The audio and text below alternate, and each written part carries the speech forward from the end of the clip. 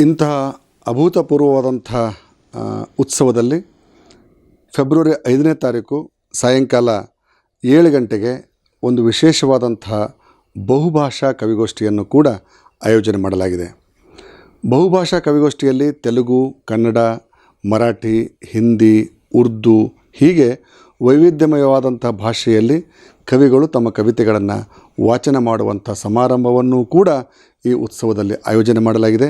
ಇಂತಹ ಸಮಾರಂಭದಲ್ಲಿ ಒಂದು ಪುಸ್ತಕ ಕೂಡ ಬಿಡುಗಡೆ ಆಗಲಿದೆ. ನಮಗೆಲ್ಲ ಗೊತ್ತಿದೆ, ಈ ಇಡೀ ಪ್ರಕೃತಿ ನಗರದಲ್ಲಿ ನಡೆಯುವಂಥ ಭಾರತೀಯ ಸಂಸ್ಕೃತಿ ಉತ್ಸವದ ಮೂಲ ರೂವಾರಿಯ ಪರಿಕಲ್ಪನೆ ಯಾರು ಅಂದರೆ ಅದು ಸಿದ್ದೇಶ್ವರ ಸ್ವಾಮಿಗಳು. ಸಿದ್ದೇಶ್ವರ ಸ್ವಾಮಿಗಳ ಕುರಿತು ಇತ್ತೀಚೆಗೆ ಮೈಸೂರಿನ ಕವಿಯೊಬ್ಬರು ಒಂದು ಗೀತೆಯನ್ನು ಬರೆದಿದ್ದಾರೆ, ಸಂತನೆಂದರೆ ಯಾರು ಅನ್ನುವಂಥ ಗೀತೆ.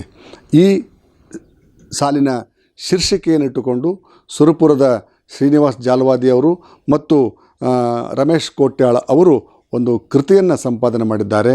ಸಂತನೆಂದರೆ ಯಾರು ಅನ್ನುವಂಥ ಪುಸ್ತಕವನ್ನು ಕೂಡ ಆ ಬಹುಭಾಷಾ ಕವಿಗೋಷ್ಠಿಯಲ್ಲಿ ಬಿಡುಗಡೆ ಆಗುವಂಥದ್ದಿದೆ.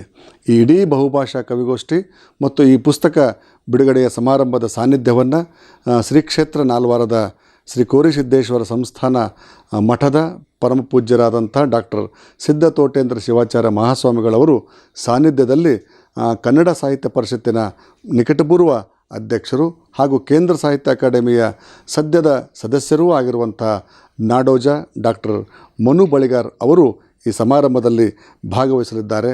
ಹಾಗೆಯೇ ಕಲಬುರಗಿಯ ಶರಣಬಸವೇಶ್ವರ ವಿಶ್ವವಿದ್ಯಾಲಯದ SB ಕಾಲೇಜಿನ ಕನ್ನಡದ ಪ್ರಾಂಶುಪಾಲರು, ಪ್ರಾಧ್ಯಾಪಕರಾದಂಥ ಹಾಗೂ ಕನ್ನಡದ ವಿದ್ವಾಂಸರಾದಂಥ ಡಾಕ್ಟರ್ ಶಿವರಾಜ್ ಶಾಸ್ತ್ರಿ ಅವರು ಆ ಬಹುಭಾಷಾ ಕವಿಗೋಷ್ಠಿಯ ಅಧ್ಯಕ್ಷತೆಯನ್ನು ವಹಿಸಲಿದ್ದಾರೆ. ಸುಮಾರು 25ಕ್ಕೂ ಹೆಚ್ಚು ಜನ ಕವಿಗಳು, ಬೇರೆ ಬೇರೆ ಭಾಷೆಯ ಕವಿಗಳು ಆ ಕವಿತಾ ವಾಚನ ಮಾಡುವಂತಹ ಬಹುಭಾಷಾ ಕವಿಗೋಷ್ಠಿ ಈ ಉತ್ಸವದ ಹೆಚ್ಚು ಚಾರ್ಮಿಂಗ್ ನೀಡುವಂತಹ ಕಾರ್ಯಕ್ರಮ ಆಗಲಿದೆ. ಆ ಕಾರ್ಯಕ್ರಮಕ್ಕೂ ಕೂಡ ತಾವೆಲ್ಲರೂ ಬರಬೇಕು ಅನ್ನುವಂಥದ್ದು ನಮ್ಮೆಲ್ಲರ ಅಪೇಕ್ಷೆ.